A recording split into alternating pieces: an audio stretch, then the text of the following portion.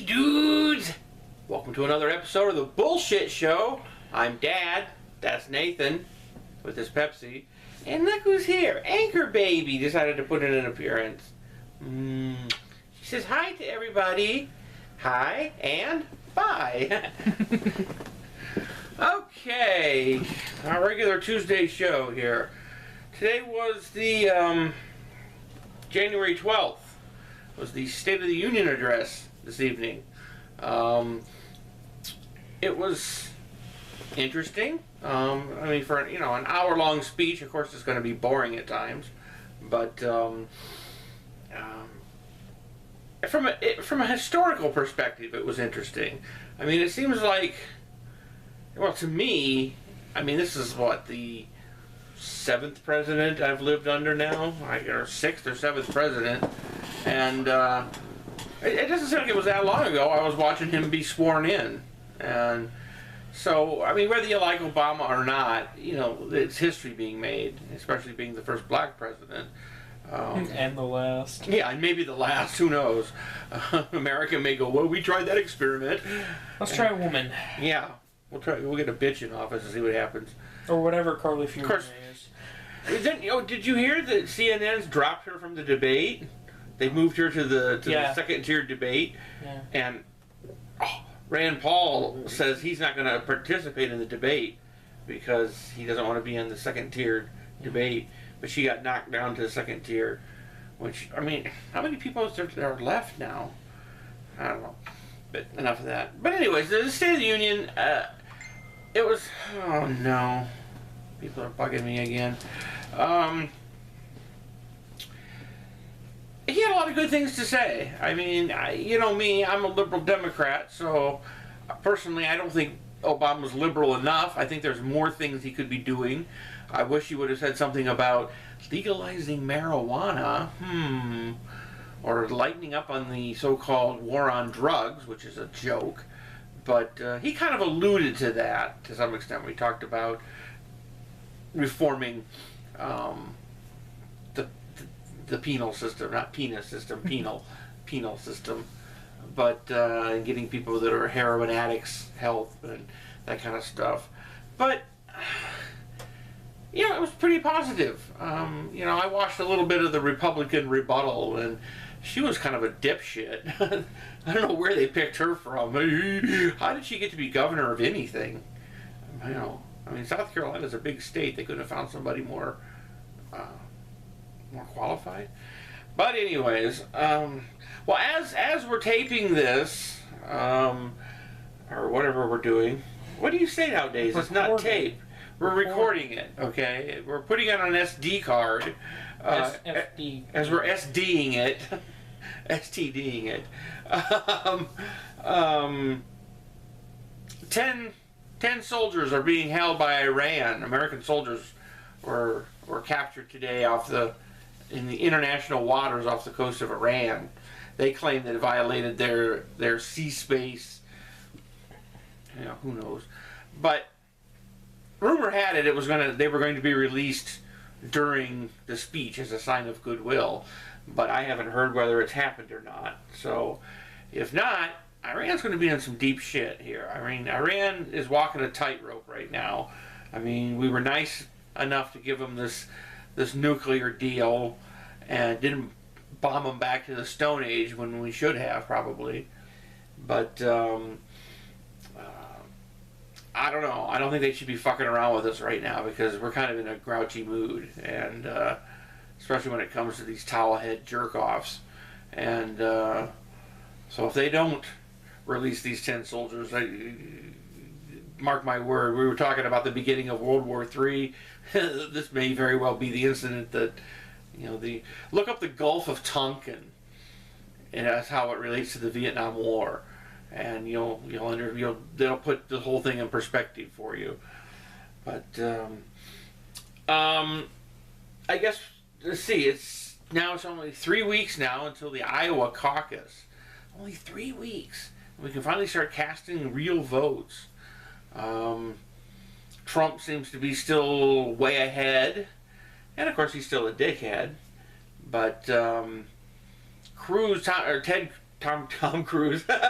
Ted Cruz is actually his name isn't even Ted. You know his name is Raphael. His name is Raphael Cruz. He was born to Cuban. His parents were Cuban. I thought they were American. Well, they were American citizens, but they were of Cuban heritage. Oh, and what the hell they were doing in Canada when he was born, I don't know. He's got some questionable. I mean, not to open up old wounds or anything, but I think we might want to look into this a little bit more. But he's actually leading Trump in New Hampshire, I think it is, or it's the other way around. But so pretty soon we're going to get some real votes cast, and we're going to see what really happens, because there's something that's going to happen. Not so much in Iowa, because Iowa's a caucus. It's not really a primary. The caucus procedures are really different than they are for a primary. The state to watch is New Hampshire, and subsequently South Carolina the next day. But New Hampshire, I think New Hampshire is the 9th of February. There's going to be something that's going to happen, and it's going. The journalists are going to call it the Trump effect, or the Trump phenomenon, although most of them can't spell the word phenomenon, so they'll probably use the word Trump effect. One of two things are going to happen. Either Trump will get a fraction of the votes that he polled at. People say, instead of getting, he's polling at like 39% of the votes, he'll get like 20%. Because basically people don't take him seriously and just can't conceive of actually voting for this jackoff. And they won't. But the opposite may very well happen. And I think this is the Trump effect that's actually going to happen, is that he's going to end up getting double what his poll numbers are. He's polling at 39, he's going to pull in 50%, because people are embarrassed to say that they're going to vote for Trump. Especially because most polls are taken over the phone or in person. And when there's interpersonal communication, people are embarrassed to say they support Trump. Because people look at him like they're idiots, because they are.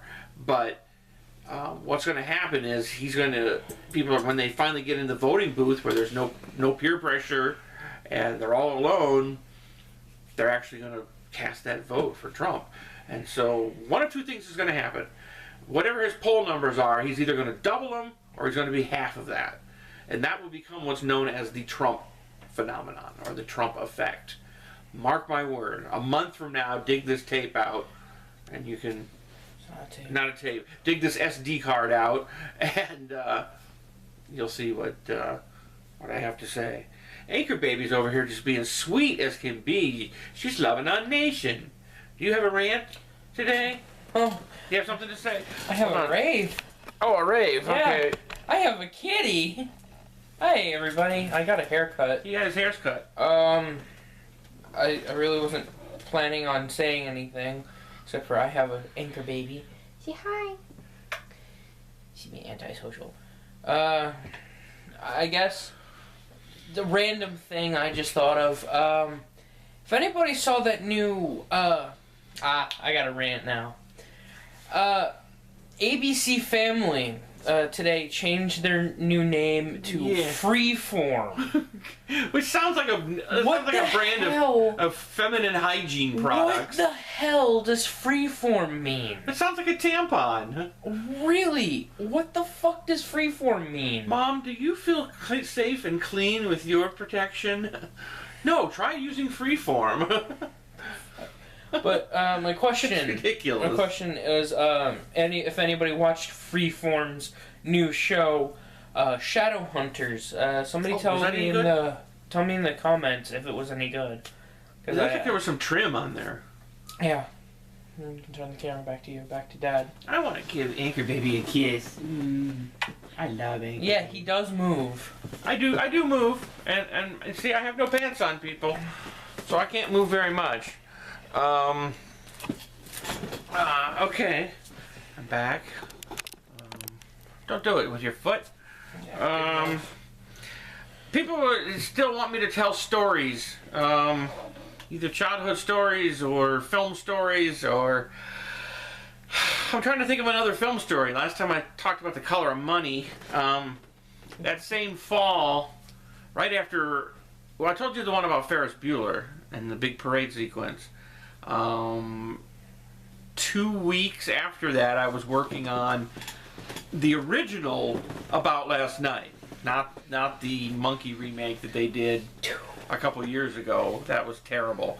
Now this is the original one with Rob Lowe and Demi Moore and Jim Belushi, and directed by Ed Zwick, who has since gone on to win Oscars and become a big muckety muck. That was a great experience. I said that Ferris Bueller was probably my best film experience, but the more I think about it, I probably had more fun and learned more working on About Last Night. Blood Lake. Yeah, no, I was working on that one because my partner in film school and I we found out that they were shooting in Grant Park, which was right across the street from our college, which is on Michigan Avenue in Chicago. And so we talked to our film professor and said, we're going to skip class and go down and watch them shoot this movie. And the professor was all for it. She's like, well, you're going to learn a lot more watching a real movie being made than you will in this class, so please go. And so we got smart. The smart thing to do, if you ever want to hang around a film set, is you got to suck up to somebody who's important. And it turns out that Ed Zwick, who was the director, that was his first feature film, was from Chicago. He was a Chicago film student years ago. And so we managed kind of to bribe the assistant director who got us to talk to Ed Zwick. And he took us under his wing, and so we had carte blanche. We could do anything. We didn't actually have to work. And then just by sitting around between takes, started hanging around with Rob Lowe. And then once you suck up to somebody important on set, nobody fucks with you. So you can hang around, do everything you want. So we used to sit around. We used to have ice cream breaks because it was late summer when this stuff was being shot. It was still kind of warm, and they had these little plastic cups. Remember the little plastic cups of ice cream with the little wooden spoons? They were like, take the little lid off. Yeah. They were like tongue depressors and it tasted like ass. But we had little things of Haagen-Dazs ice cream, and we would sit and eat ice cream between takes. And I'll never forget. Of course, this is back when Rob Lowe was Rob Lowe. I mean, he was sex symbol extraordinaire. And I mean, this is 30 years ago. And I can remember one time we had finished eating our ice cream, and I took his cup. I was going to throw it away because he got called to the set. And throughout the entire time we were shooting, there was a group of probably 50 teenage girls all lined up on the opposite side of the ropes. Mm-hmm. You know, oh, Rob, you know. And so I went over to the garbage can to throw the ice cream things away, and there was a girl there that said, "Was that Rob Lowe's ice cream cup?" It's like, "Yeah." "Can I have it?" Of course, you know, I'm not one to turn down a screaming teenage girl, so I gave her the ice cream cup and the little wooden spoon, and she starts licking the spoon. "Oh God, Rob Lowe!" You know, and that's how goofy teenage girls are, you know. But it was great sitting there. You know, sitting on a film set and not really having to work because we were kind of guests. And we spent the rest of the week. We actually got permission from our professor to spend the entire week on the set, and we went to them for various locations and got to know Jim Belushi really well. He's from Chicago, and so he was really a buddy. I remember that. We have a comment here. Oh, the poem? Yeah. Oh, yeah. Somebody, Griffin Vandersloot, sent us a poem. This has nothing to do with... I'm done with my film story, by the way. Let's see. Water, fire, air, and dirt. Frickin' magnets, how do they work? I don't know how magnets work. I don't understand magnetic energy at all. It's like magic. You know? It's the same kind of magic that causes magnets to cling together. It's the same kind of magic where that last little turd always sticks to your asshole, and no matter how much you go try and dance around on the seat, it never comes off. Then you go to wipe and it like smears all over your butt cheek. The next thing you know, you're going through like a half a roll of toilet paper, and then you're in the shower and you're just like, fuck this, I'm just gonna, maybe it's just me, I don't know. Anchor Baby's asleep on us. You already did your rant. Do we have any? Yeah, I want to address Grandpa Joe. Oh yeah, Grandpa Joe. You guys are having a battle here. Why I didn't respond to the question. I'll answer the question now. Do I have a disease which causes me to hate things that aren't absolute shit? No, it's just a matter of opinion.